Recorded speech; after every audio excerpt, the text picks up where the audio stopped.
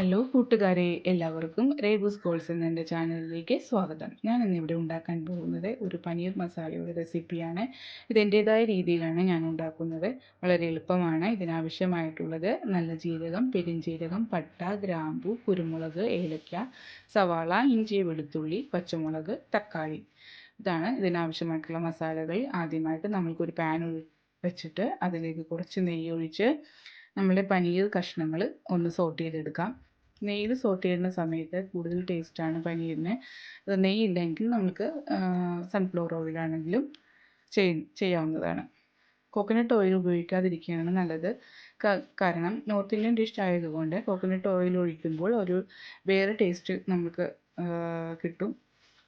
Sunflower ഓയിലാണ് കൂടുതൽ നല്ലത്. ഇനി ആ പാനിൽ തന്നെ നമുക്ക് കുറച്ചുകൂടി സൺഫ്ലവർ ഓയിൽ ഒഴിച്ച് നമ്മുടെ സ്പൈസസ് എല്ലാം ഒന്ന് ചൂടാക്കിയെടുക്കുക. പട്ട, ഗ്രാമ്പു, ഏലക്ക, ജീരകം. ഇവിടെ ഞാൻ ഏലക്ക ഒരു കറുത്ത ഏലക്ക ഇടുന്നുണ്ട്. നമ്മുടെ സാധാരണ ഏലക്കയും നോർത്ത് ഇന്ത്യൻ ഡിഷിൽ മസാലയിലേക്ക് ഉപയോഗിക്കുന്ന ഒരു കറുത്ത ഏലക്കയുണ്ട്, അതും കൂടി ഇടുന്നുണ്ട്. അതൊരു പ്രത്യേക ടേസ്റ്റാണ്. അതുകൊണ്ട് ഈ മസാലയ്ക്ക് ഗ്രേവിക്ക് വേറൊരു ടേസ്റ്റ് കിട്ടുന്നതാണ്. ഇനി നമ്മൾക്ക് കട്ട് ചെയ്ത് വെച്ചിരിക്കുന്ന സവാള, ഇഞ്ചി, പച്ചമുളക്, വെളുത്തുള്ളി എന്നിവ ഒന്ന് ഷാലോ ഫ്രൈ ചെയ്തെടുക്കാം. നമുക്ക് ജസ്റ്റ് ഒന്ന് വാട്ടിയെടുത്താൽ മതി. ഒത്തിരി കുക്കാവണമെന്ന് ആവശ്യമില്ല. കാരണം ഈ മസാലയുടെ പച്ചക്കുത്ത് പോയി കിട്ടാൻ വേണ്ടിയിട്ടാണ്. നമുക്കിതിലേക്ക് ഒരു തക്കാളി അരിഞ്ഞത് അതും കൂടി ചേർത്ത് ഒന്ന് വേവിച്ചെടുക്കാം. ഇങ്ങനെ ചെയ്യുമ്പോൾ സവാളയുടെയും പച്ചമുളകിൻ്റെയും തക്കാളിയുടെയും ആ പച്ചക്കുത്തൊന്ന് പോയി കിട്ടും. അപ്പോൾ ഗ്രേവിക്ക് നല്ല ടേസ്റ്റ് ആയിരിക്കും. ഇതെല്ലാം ഇങ്ങനെ ചെയ്യാൻ പറ്റില്ലെങ്കിൽ നമ്മൾക്ക് നേരിട്ട് പച്ചയോടുകൂടി തന്നെ മിക്സിയിൽ അടിച്ചെടുത്ത് പേസ്റ്റ് എടുക്കാവുന്നതാണ്. ഇങ്ങനെ ചെയ്യുമ്പോൾ കൂടുതൽ ടേസ്റ്റ് ആയിരിക്കും. ഇനി നമുക്ക് ഈ മസാല എല്ലാം കൂടി മിക്സിയിൽ പേസ്റ്റാക്കി എടുക്കാം. പേസ്റ്റാക്കി എടുക്കുമ്പോൾ നല്ലതുപോലെ പേസ്റ്റ് ആക്കണം. കാരണം നമ്മളിതിലെല്ലാ സ്പൈസസും മുഴുവനായിട്ടാണ് ഇട്ടേക്കുന്നത്. അതുകൊണ്ട് നല്ലതുപോലെ അടിച്ചില്ലെങ്കിൽ അത് വായിൽ കടിക്കാൻ കിട്ടും. അത് ചിലവർക്ക് ഇഷ്ടമാകില്ല. അതുകൊണ്ട് നല്ലതുപോലെ പേസ്റ്റാക്കി എടുക്കുക. വീണ്ടും കുറച്ച് ഓയിൽ ഒഴിച്ച് നമുക്ക് ഈ മസാല പേസ്റ്റ് ഇട്ട് കൊടുക്കാം. ഇത് ഒത്തിരി നേരം ഇനി എണ്ണയിൽ കുക്ക് ചെയ്യാൻ ആവശ്യമില്ല. കാരണം ഓൾറെഡി നമ്മളിത് എണ്ണയിൽ വഴറ്റിയതാണ്. അപ്പോൾ ഇതിൽ ഒന്ന് വഴണ്ട് വരുമ്പോഴേക്കും നമുക്കിതിലേക്ക് ആവശ്യമായിട്ടുള്ള മസാലപ്പൊടികൾ ഇടാം. മുളക് പൊടി, മഞ്ഞൾപ്പൊടി, ഗരം മസാല, കൊറിയാൻഡർ പൗഡർ, ഇതെല്ലാം കൂടി നമുക്ക് ഇതിലേക്ക് ഇട്ട് കൊടുക്കാവുന്നതാണ്.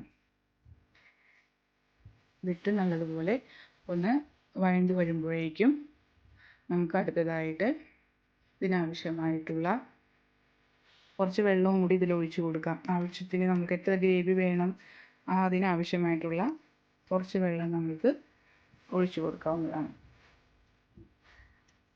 ഇത് വളരെ പെട്ടെന്ന് ഉണ്ടാക്കാൻ പറ്റുന്ന ഒരു റെസിപ്പിയാണ്. ഇതിപ്പോൾ ഞാൻ വെള്ളം ഒഴിച്ച് കൊടുത്തിട്ടുണ്ട്. കുറച്ച് ആവശ്യത്തിന് ഉപ്പിട്ട് കൊടുത്തു. ഞാനിതിൽ കുറച്ച് പഞ്ചസാരയും കൂടി ചേർക്കുന്നുണ്ട്. കാരണം ഈ മസാലക്കൂട്ടിൻ്റെ എല്ലാം കൂടി ഒന്ന് ബാലൻസ് ആകാൻ വേണ്ടിയിട്ടാണ്. ഇനി കുറച്ച് കാഷ്യൂ വേണം നിങ്ങൾക്ക്. ആ കാഷ്യൂ ഒന്ന് നമുക്ക് പേസ്റ്റ് ആക്കിയിട്ട് എടുക്കാം. കാഷ്യൂ പേസ്റ്റ് ചേർക്കുമ്പോൾ ഗ്രേവി കുറച്ച് റിച്ച് ആകും. അപ്പോൾ കൂടുതൽ ടേസ്റ്റ് ആയിരിക്കും. ഇതിപ്പോൾ നമ്മുടെ കയ്യിൽ കാഷ്യൂ പേസ്റ്റ് ഇല്ലെങ്കിൽ അത് ഒഴിവാക്കാവുന്നതാണ്. ഞാനിവിടെ അത് ചേർക്കുന്നുണ്ട് കുറച്ച് കൂടുതൽ ടേസ്റ്റ് കിട്ടാൻ വേണ്ടിയിട്ടാണ്. നമ്മൾ കാഷ്യൂ പേസ്റ്റ് ചേർത്ത് ഒന്ന് തിളച്ച് വരുമ്പോഴേക്കും നമുക്ക് തീ ഒന്ന് കുറച്ച് കൊടുക്കാം. കാരണം ഒത്തിരി അത് അടിയിൽ പിടിക്കണ്ട. കാഷ്യൂ കൂടി ചേർത്തേക്കണമുണ്ട്. ഇനി നമുക്കിതിലേക്ക് പനീർ നമ്മൾ ഷാലോ ഫ്രൈ ചെയ്ത് വെച്ചേക്കണം പനീരും കൂടി അതിൽ ചേർത്ത് കൊടുക്കാം. പനീരൊന്ന് നമ്മൾ ഹാഫ് കുക്ക് ചെയ്തേക്കണതാണല്ലോ, അതുകൊണ്ട് ഒത്തിരി നേരം ഇട്ട് ഗ്യാസിൽ വെക്കണമെന്നില്ല. ഒന്ന് തിളച്ച് വരുമ്പോഴേക്കും കുറച്ച് ഫ്രഷ് ക്രീം ഞാൻ ചേർക്കുന്നുണ്ട്. എൻ്റെ കയ്യിൽ കുറച്ച് ഫ്രഷ് ക്രീം ഉണ്ടായിരുന്നു, അതുകൊണ്ട് ഞാൻ അതും കൂടി ചേർത്തു. നിങ്ങളുടെ കയ്യിൽ അതില്ല എങ്കിൽ നമ്മൾ പാല് തിളപ്പിച്ച് വെക്കുമ്പോൾ പാട ഉണ്ടാവുമല്ലോ അതിൻ്റെ മേലിൽ, അത് ആണെങ്കിലും ഇട്ട് കൊടുത്താൽ മതി. ഇനി അത് വാങ്ങി വെച്ചത് കഴിഞ്ഞു. ഇനി ഞാനൊരു നോർമലായിട്ടൊരു പൊറോട്ട ഉണ്ടാക്കുന്നുണ്ട്. കുട്ടികൾക്ക് ലഞ്ച് ബോക്സിലൊക്കെ കൊടുത്തു വിടാൻ വേണ്ടിയിട്ട് നല്ലതാണ്. ഇതിന് പ്രത്യേകിച്ച് കറിയുടെ ആവശ്യമില്ല. കാരണം ഇത് വെറുതെ ഇതിങ്ങനെ തിന്നാനും ടേസ്റ്റാണ്. ഇതുപോലെ നെയ്യ് പുരട്ടിയിട്ട് ഇങ്ങനെ ഫോൾഡ് ചെയ്ത് ഉണ്ടാക്കുക. ഇതിങ്ങനെ ഫോൾഡ് ചെയ്ത് ഉണ്ടാക്കുമ്പോൾ ഇതിൻ്റെ ലെയേഴ്സ് ഇങ്ങനെ വരുമ്പോൾ നല്ല സോഫ്റ്റാണ്.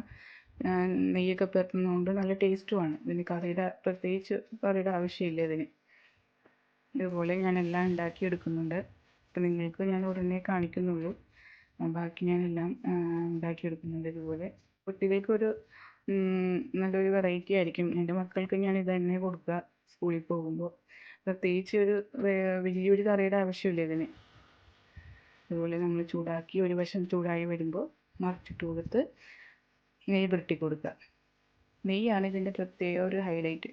നെയ്യ് എത്ര വെട്ടി കൊടുക്കുന്നതോറും അത്ര നല്ലതാണ്. കാരണം ഞാൻ നെയ്യ് കടയിൽ നിന്ന് വാങ്ങിക്കുന്നതല്ല കേട്ടോ, ഞാൻ വീട്ടിൽ തന്നെ ഉണ്ടാക്കുന്നതാണ്. അതുകൊണ്ട് യാതൊരു പേടിയും കൂടാണ്ട് ചേർക്കാവുന്നതാണ്. അതുകൊണ്ട് തന്നെ ഞാൻ കൂടുതൽ നെയ്യ് ചേർക്കുന്നുണ്ട് കുട്ടികൾക്ക്. അങ്ങനെയെങ്കിലും നെയ്യൊക്കെ കഴിക്കുമല്ലോ പിള്ളേർ. അപ്പോൾ ഇതുപോലെ ഇതാക്കിയെടുക്കുക. ഒത്തിരി അങ്ങോട്ട് ഇതാക്കണ്ട. ഇതിങ്ങനെ പൊങ്ങി വരും നമ്മൾ മറിച്ചിടുമ്പോൾ. അപ്പോൾ അതിൻ്റെ ഫ്ലെയർ ഇങ്ങനെ നമ്മൾ മടക്കി ഫോൾഡ് ചെയ്ത് പരത്തിയേക്കുന്നുണ്ട്. ലെയേഴ്സൊക്കെ ഇങ്ങനെ പൊങ്ങി വരും. അപ്പോൾ അങ്ങനെ പൊങ്ങി വരുമ്പോഴാണ് ഇത് കൂടുതൽ സോഫ്റ്റ് ആകുന്നത് ചപ്പാത്തി.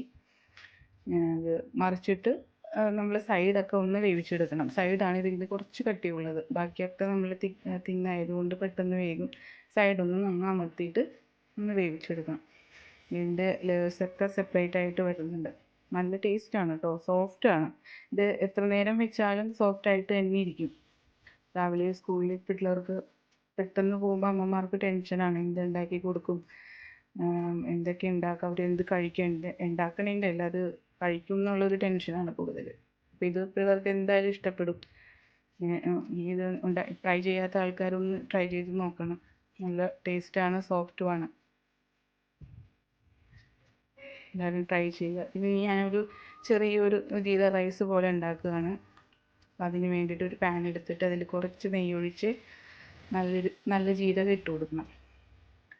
നല്ല ജീരകം ഇട്ട് കൊടുത്ത് അതൊന്ന് പൊട്ടി വരുമ്പോഴേക്കും ഒരു പകുതി സവാള അരിഞ്ഞത് അതും കൂടി ചേർത്തൊന്ന് വഴറ്റണം.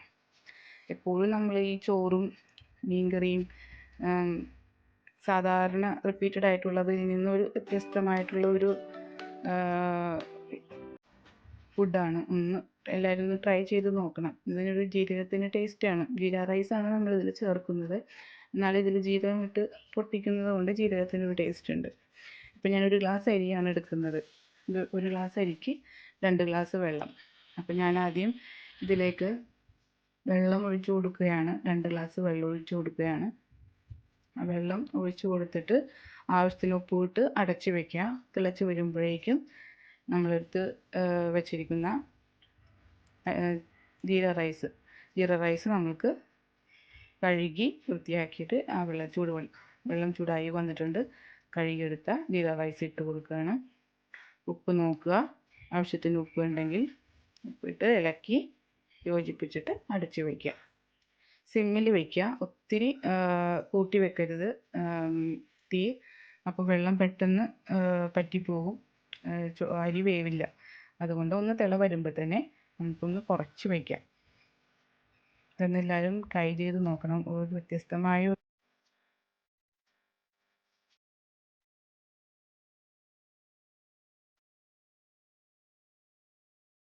ഒരു വ്യത്യസ്തമായിട്ടുള്ള ഒരു ലഞ്ച് ബോക്സാണ് ഇത്. കുട്ടികൾക്കോ അല്ലെങ്കിൽ നമുക്ക് വീട്ടിൽ നോർമലായിട്ടോ ഒന്ന് ട്രൈ ചെയ്യാവുന്നതാണ്. നല്ല ടേസ്റ്റാണ്. എല്ലാവരും ട്രൈ ചെയ്യണം.